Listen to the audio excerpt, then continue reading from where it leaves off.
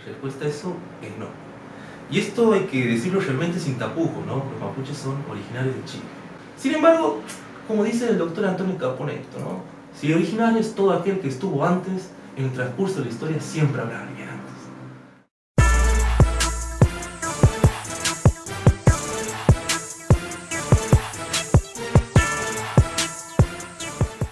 Quería arrancar con una pregunta elemental para el público en general.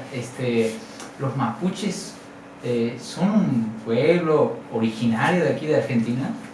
Bueno, Franco, la respuesta a eso es no. Y esto hay que decirlo realmente sin tapujos, ¿no? Los mapuches son originarios de Chile. Esto lo afirman tanto historiadores como antropólogos que han investigado y han estudiado seriamente el tema, ¿no? La presencia de los mapuches en nuestro territorio nacional se remite a finales del siglo XVIII, comienzo del siglo XIX, y su asentamiento se concreta a costa del exterminio de nuestros naturales, que eran justamente los pampas y los tehuelches, ¿no? Bueno, antes de comenzar a expresar sobre este tema, yo creo que es necesario dar una pequeña referencia geográfica, ¿no? Por ejemplo, estos indios chilenos, araucanos, que hoy se hacen llamar mapuches, estaban ubicados al oeste de la cordillera, en la región de la Araucanía, que va desde el río Biobío hasta el río Tolten. Y tenían diferentes nombres según su ubicación. Por ejemplo, los del norte se llamaban picunches, los del sur huiliches y los del oeste moluches. Y los que vivían en la zona central de la Araucanía eran los borocas. Mientras tanto, a nuestros naturales los teníamos en el otro margen, al este de la cordillera, ¿no? Los que vivían al norte del río Chubut, los pampas o serranos, y los que habitan nuestra Patagonia y Tierra del Fuego, los tehuelches y los borocas. Bien, una vez ya teniendo este mapeo así bastante generalizado, ¿no? Nos podemos abocar al tema de la araucanización de la pampa, que si bien fue un proceso lento y gradual, porque en un comienzo la relación de estos indios chilenos con nuestros naturales, por ejemplo, con los que tenían con los pehuenches que habitaron en Mendoza y Neuquén, era amistosa y con fines comerciales. Sin embargo, con el pasar del tiempo se tornó esta relación belicosa y con acciones de rapiña y pillaje, ¿no? Acciones que se van a intensificar justamente con el inicio del desarrollo de la Guerra Muerta en Chile, que sucede del año 1819 a 1824.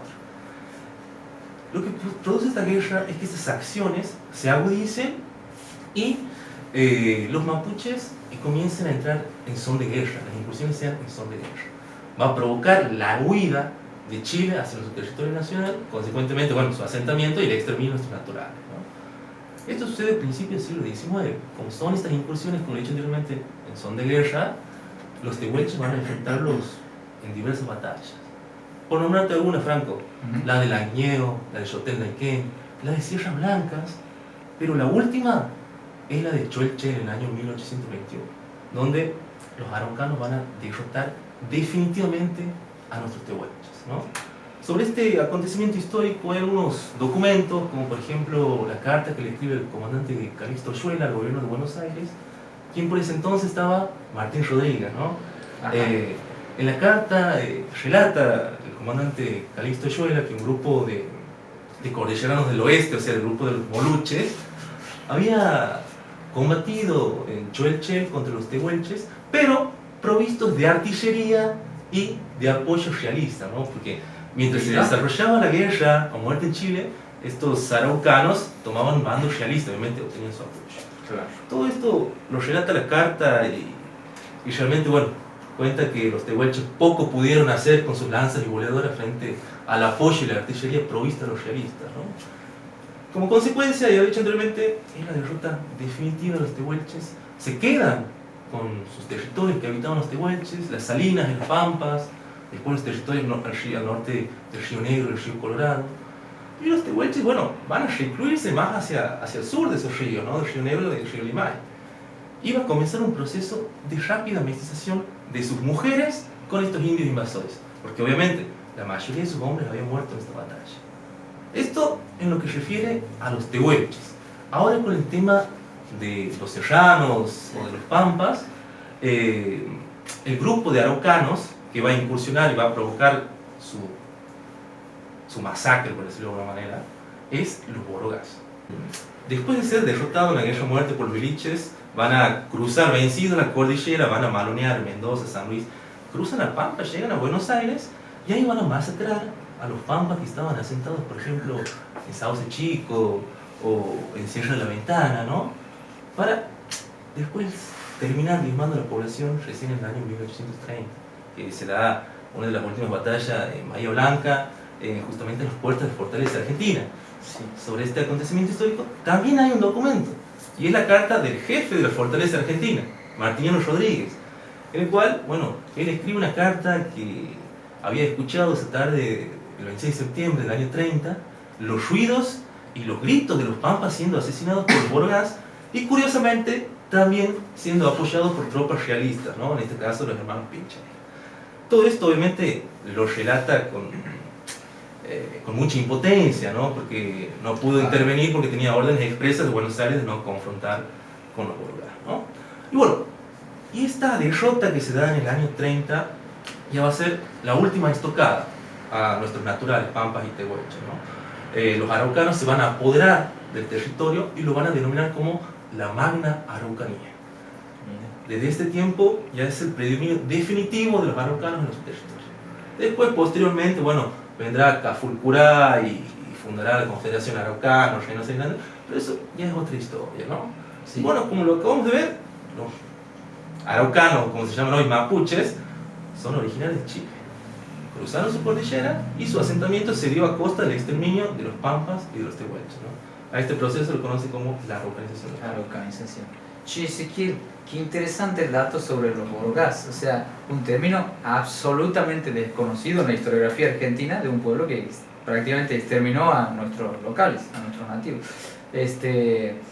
Sospechoso, ¿no?, que los nombres de las tribus sean hoy desconocidos y se nos propugnen, se nos difundan términos más suaves como pueblos originarios, pueblos mapuches. ¿Nos podrías hablar un poco sobre la cuestión esta, la cuestión de la semántica?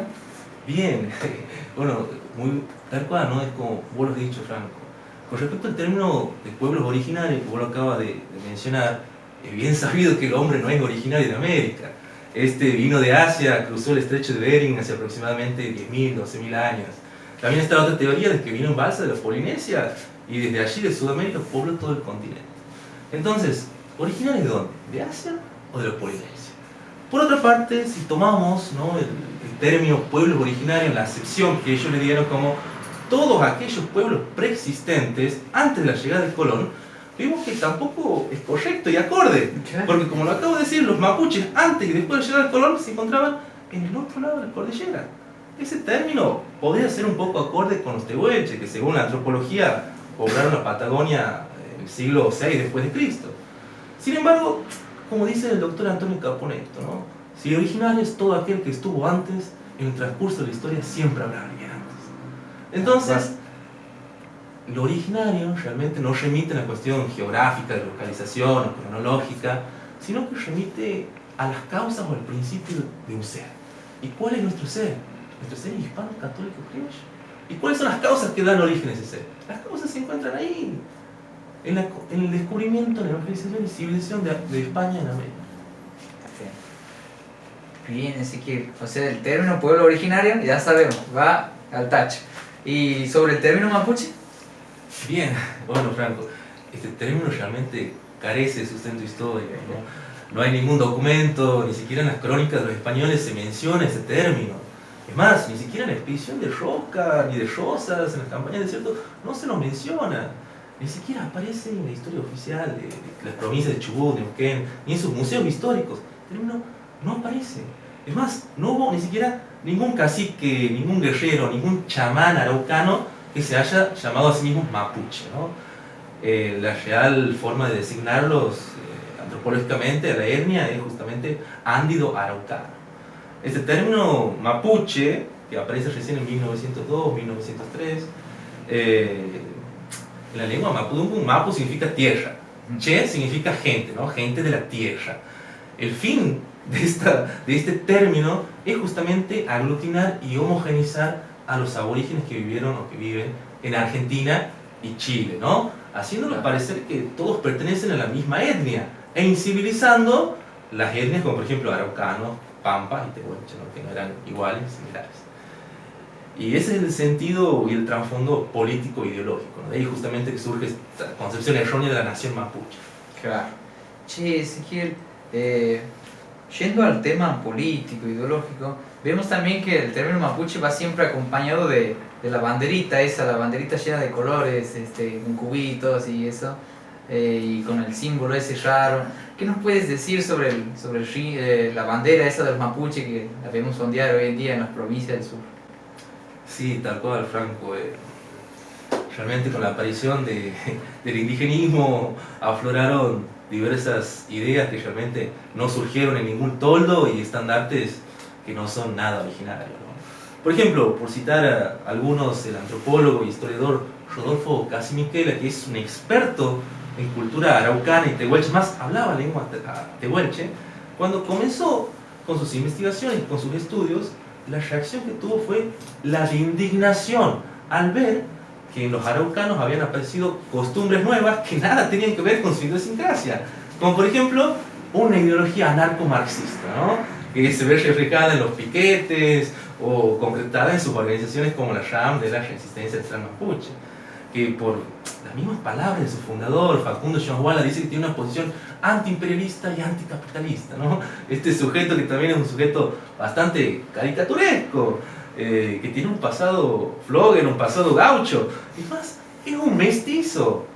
Su madre se llama María Isabel, un hombre hispano y católico, y su padre se llama Eloy Jones, tiene ascendencia inglesa.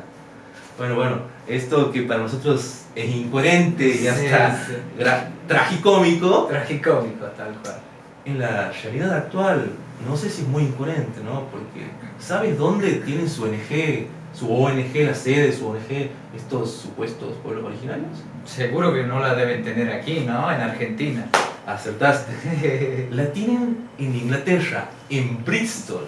Y esto realmente cualquier persona que tenga acceso a internet lo puede corroborar. Ingresa a la página Mapuche International Link y le aparece la ubicación.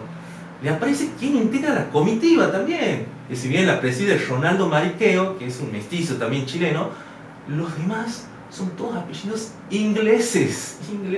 De los ingleses, y de ahí tienen la sede de su ONG, reciben financiación constante, ¿no? Entonces, Ezequiel, estamos ante un pueblo que su nombre no ha existido históricamente, es inventado. Estamos ante una bandera inventada, una ideología inventada, y su sede ni siquiera está en donde históricamente, supuestamente habitaron. Disculpa Franco, parafraseando al doctor Caponeto, ni los indígenas ni los indigenistas son originarios de América. Tal cual.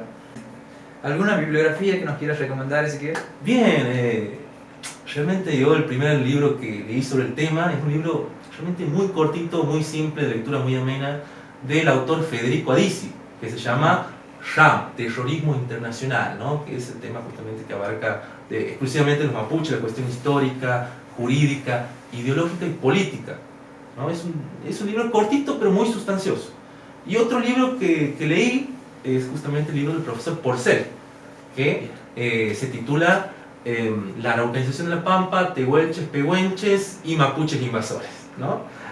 Y otro libro que también recomiendo, que no son exclusivos de la temática, pero que también complementan un poco, son Hispanidad y Leyendas Negras del doctor Antonio Caponeto, y el libro de Cristian Rodrigo Iturralde, que se llama 1492, Fin de la barbarie, comienzo de la civilización. Bueno, muchas gracias, Ezequiel, por gracias, acompañarnos.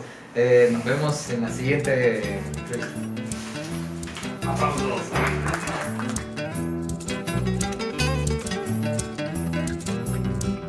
Pasando una picana de ñandú, lo sorprendió la tarde en el Yehuen. Arriero soñador de piño y luz, que supo ser señor en el Laiquén.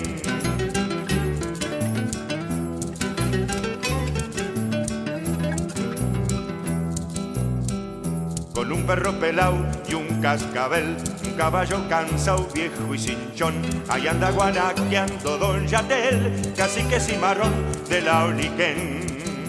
Cuando llega a los boliches por un trago de ginebra, suele cantar un cani con fábulas y leyendas, y los ojos se le escapan hasta el costado del camino, porque ha nacido tehuelche y antes que nada argentino, y antes que nada argentino.